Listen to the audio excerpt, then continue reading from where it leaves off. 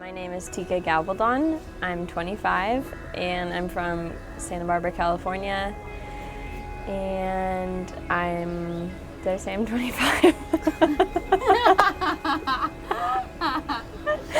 I've been with Surfing the Nations for almost 5 years now, and I'm about to transition out and head back to California. So the first time I came to Bangladesh was in 2015. And if I'm being honest, I hated it for most of the beginning of the trip. And then towards the end, we ended up having like a prayer meeting with our team.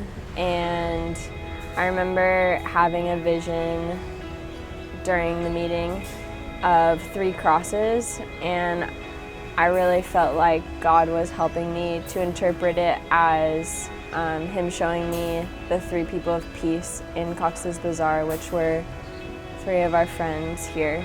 And I felt like as if all 3 of them were to choose Jesus and grab hold of their identities and unite together, that they could change Cox's Bazar and potentially all of Bangladesh. STN has been coming to Bangladesh for like at least 15 years, and the first time that Tom ever came, he just spun a globe, put his finger down, and it ended up being here, and he saw that it was on the coast and had waves, so they decided to come. And I chose to come after I saw Gum for My Boat, which is a small documentary that Surfing the Nations and some other people put together about the surfers here. And I watched it on my outreach in Kauai during my internship for Surfing the Nations, and I was immediately like in tears. I don't think I'd ever heard of Bangladesh until that video, and I just knew I had to go. So that was during my internship, and I ended up going maybe 6 months later. When you arrive in Dhaka, you're flying over like a bunch of different stuff. It's green, it's ocean, there's all kinds of things, and then you're about 2 minutes away from landing, and you basically see like a Lego city, and it's like the best way I can describe it because there's so many buildings and they're so close together, and it's probably like nothing you've ever seen. And we get on a bus, and it's like 10 to 12 hours long, really loud as well. People are getting car sick.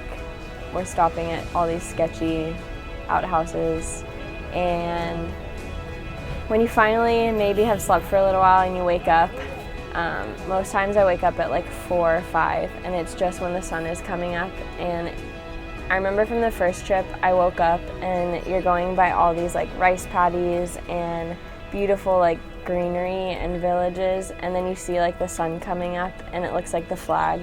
So the flag is like all green, and then it has this giant red circle in the middle, and that's kind of what it looked like. Like the sun is probably only as red as it is because of pollution, but it's so beautiful. And then you get here, and it's a quiet little town, and the people are like some of the most amazing people I've ever met.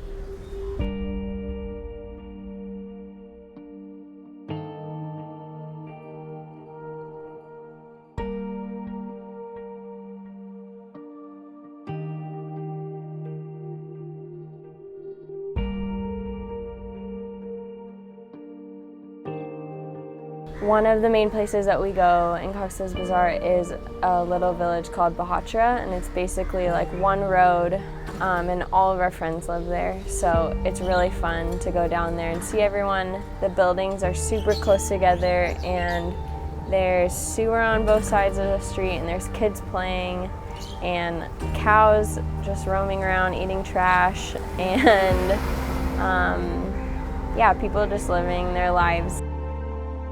A few of the people I'm close to are the moms here, and it's kind of funny because it's almost hardest to be close to them or hardest and easiest, because they're amazing, but they speak the least amount of English, and so it's really hard to communicate with them and feel like I'm actually making a difference in their lives, or like that they even know that I love them so much. The longer that I come here and the more that I get to know myself and the people, my vision kind of changes. But ultimately, like, my heart is that these people know who God is and that they choose Him, which is difficult because I've been learning a lot about that process, and it's not something that I want to force. But there's also like an urgency about it in my heart of like, they need to know, like, that God is kind, and like the things that I've been learning, I just feel like, how can they not know those things? And how can I not tell them? But how do I tell them? It is 89% Muslim, and then it goes down from there, but essentially Hindu and Buddhist, and then it's maybe 1% or less Christian.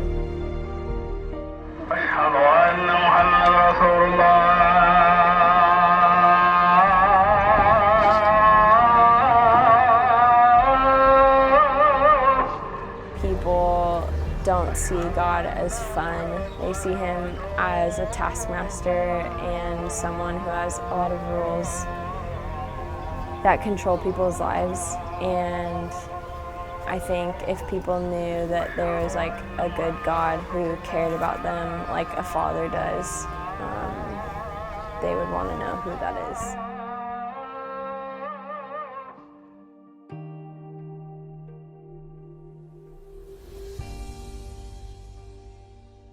Tonight we're going to Ramdon's house for dinner.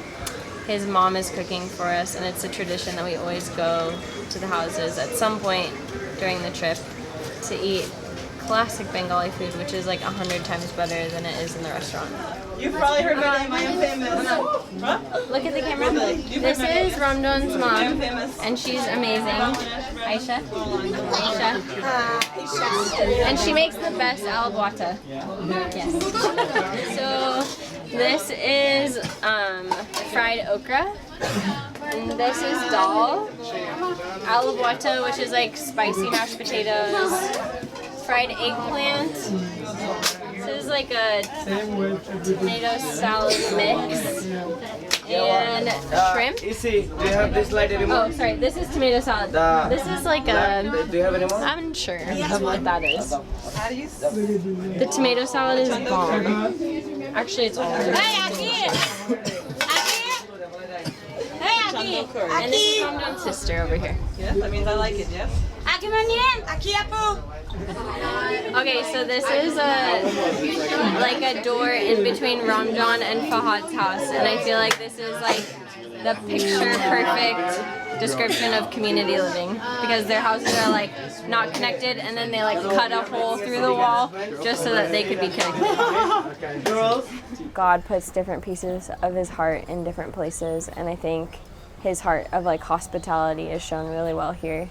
And I think I experienced some of that in Hawaii, but I think I really experienced it here, and learning like how to be hospitable when people come to your house, and giving like everything that you have, or just making people feel comfortable is really beautiful. And I feel like everyone does that really well here, no matter like who they are, if they've just met you or if they've known you a long time. I need to come and do language school, so whether that's in Dhaka or in Cox's Bazar, I need to learn the language, and I feel like that's such a key in like showing that I'm committed, is learning this crazy language. But it's actually like really beautiful.